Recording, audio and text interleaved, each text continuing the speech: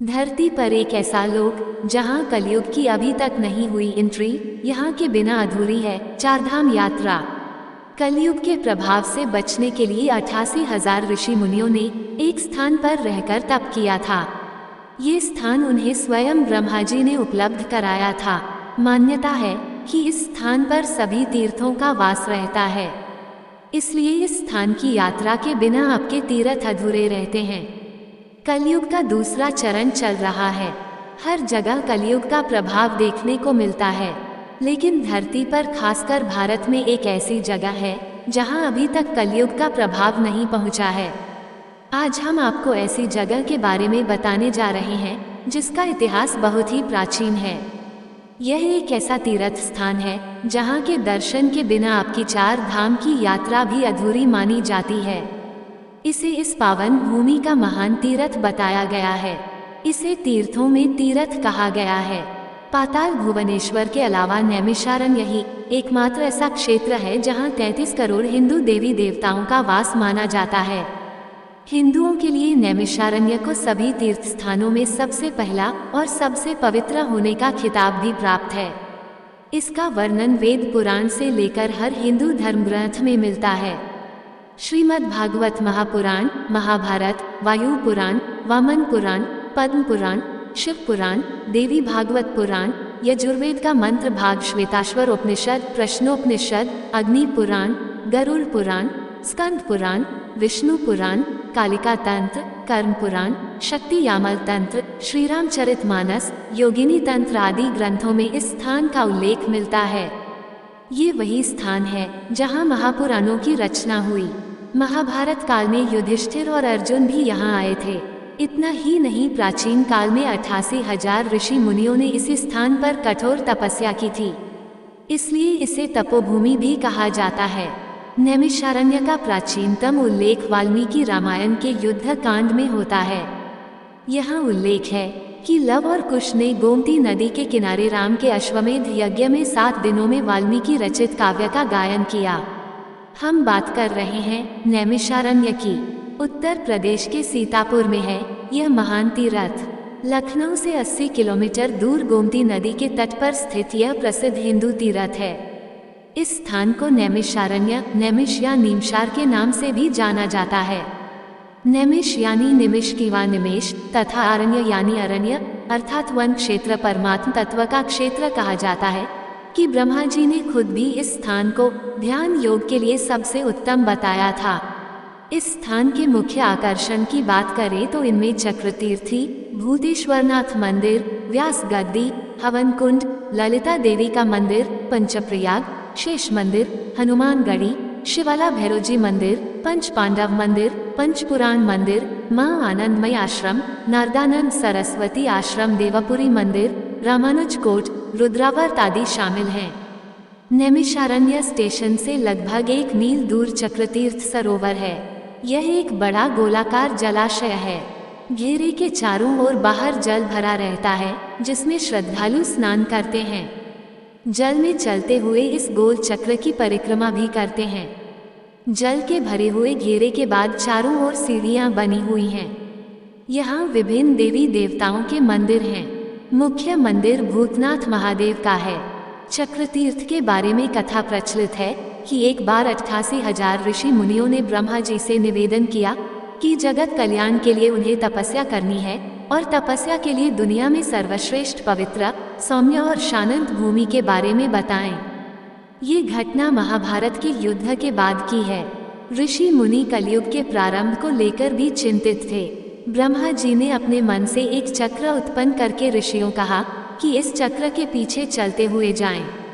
जिस भूमि पर इस चक्र का मध्य भाग यानी नेमि खुद गिर जाए तो समझ लेना कि पृथ्वी का मध्य भाग वही है।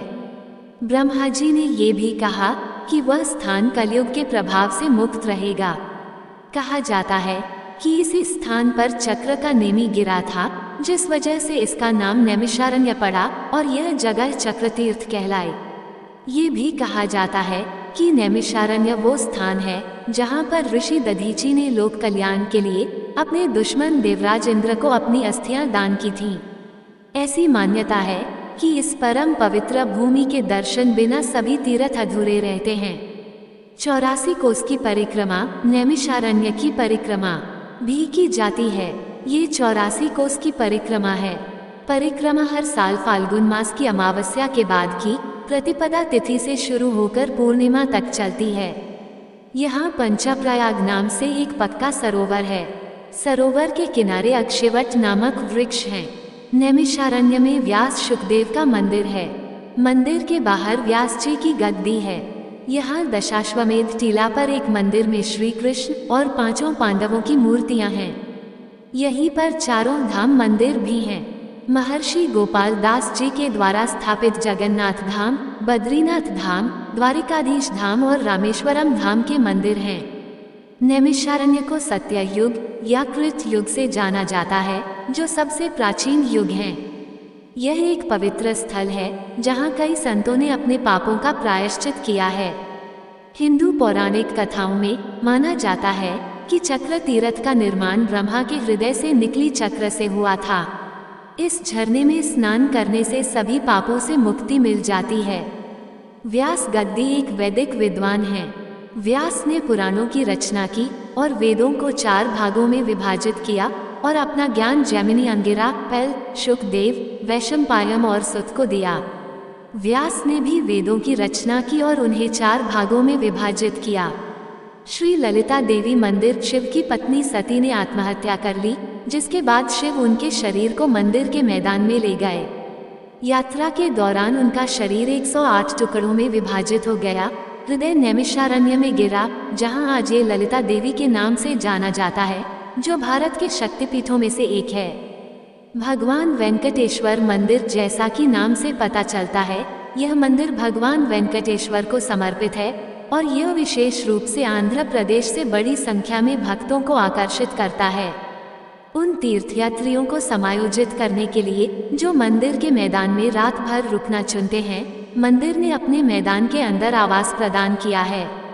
दधीची कुंड, देवताओं के शासक इंद्र ने ऋषि दधीची से अपील की कि वे अपनी हड्डियां दे दें ताकि वह राक्षस वृत्रासुर को मार सकें और दुनिया को बचा सकें।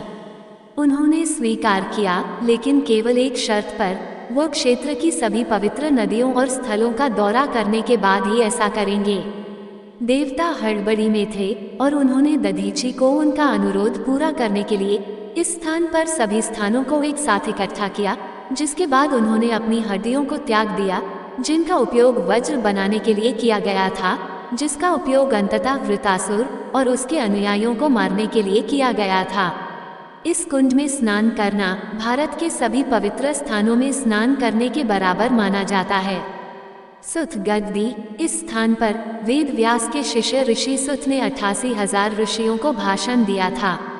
हनुमान गद्दी और पांडव किला दुनिया के 2 सबसे शक्तिशाली योद्धा हैं। हनुमान द्वारा अबिरावन के वध के बाद राम और लक्ष्मण को रिहा कर दिया गया और वे इस स्थान से दक्षिण की ओर जाने में सक्षम हुए। पांडव किला वह स्थान है जहां पांडवों ने अपने कर्म के तहत तपस्या की थी। भगवान राम, लक्ष्मण और सीता की मूर्तियों वाले एक पुराने मंदिर द्वारा चिन्हित यह स्थान 10वें अश्वमेध यज्ञ का स्थल था, जो इस दिन भगवान राम द्वारा आयोजित किया गया था। स्वयंभू मनु और शत्रुपा, ये वह स्थान है जहां स्वयंभू मनु और शत्रुपा ने भगवान नारायण के जन्म का आशीर्वाद पाने के लिए 30,000 वर्षों तक तपस्या की थी। जय श्री राम। दोस्तों, आपको ये जानकारी कैसी लगी कृपया कमेंट करके जरूर बताएं।